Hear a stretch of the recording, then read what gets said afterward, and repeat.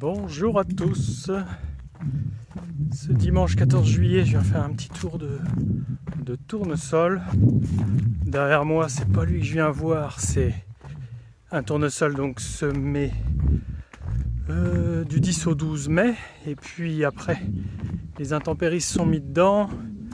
Il me restait des surfaces à faire. Et c'est ce que je viens voir. Un tournesol semé au 4 juin que je vous avais fait voir au semis, puis à la levée. Donc là on est un petit mois après, c'est juste devant moi. Donc derrière le plus ancien et ici le plus récent.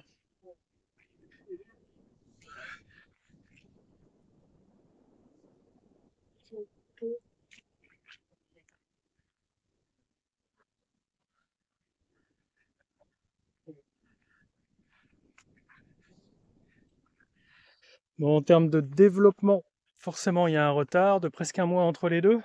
L'autre il m'arrive au-dessus de la taille, quasiment ici. Celui-là il est 2 fois moins haut, mais il va le rejoindre assez vite. Alors bon, je sais toujours pas à quel moment la récolte de celui-ci se fera. Là j'ai un petit trou. Là il y a un petit trou. Ça a pris l'eau parce qu'il a quand même pas mal plu dessus. Mais c'est mieux que du sec.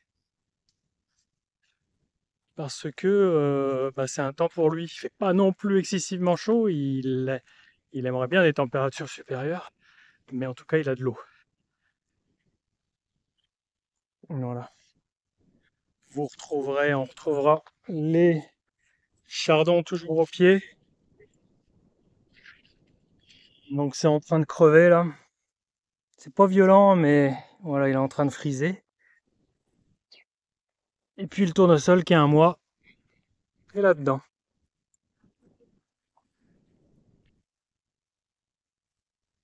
Et les pigeons. Bon, il y a quelques pigeons, mais je pense que ils font juste dodo là, ils affectent pas la culture, ils viennent pas la manger.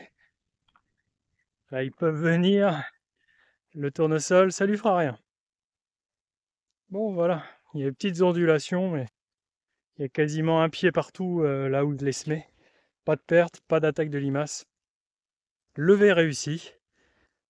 Voilà, on n'est pas à la récolte, mais en tout cas, jusqu'à présent, ça se passe bien pour lui. J'espère que la récolte se fera pas trop tard. C'est l'inconvénient de semer tard, mais parce que ça décale d'autant la récolte. Je récolterai en premier celui qui est le plus avancé, évidemment. Celui-là sur la fin. Voilà, il y a 4-5 hectares comme ça. 3-4 hectares semés en décalé. Et je vous tenais au courant de son évolution. Vous voyez, il est à hauteur de mes genoux.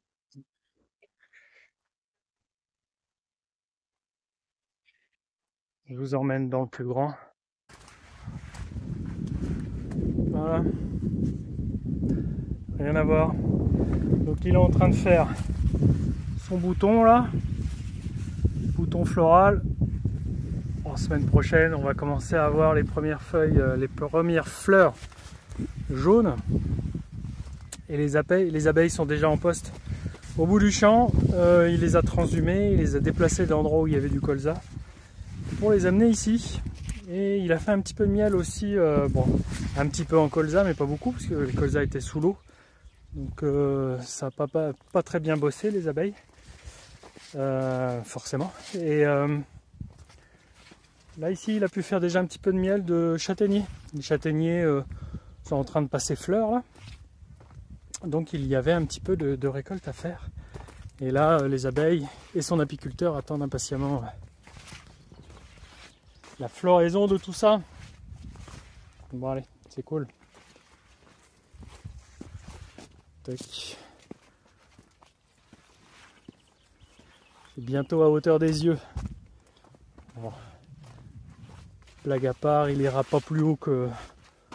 On arrivera toujours à voir un petit peu au-dessus. Par contre, le colza, il va tout de suite plus haut, le maïs également.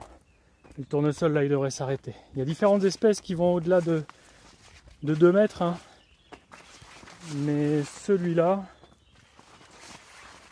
devrait rester pas très haut. Il y a des veines de terre où il s'exprime vraiment bien.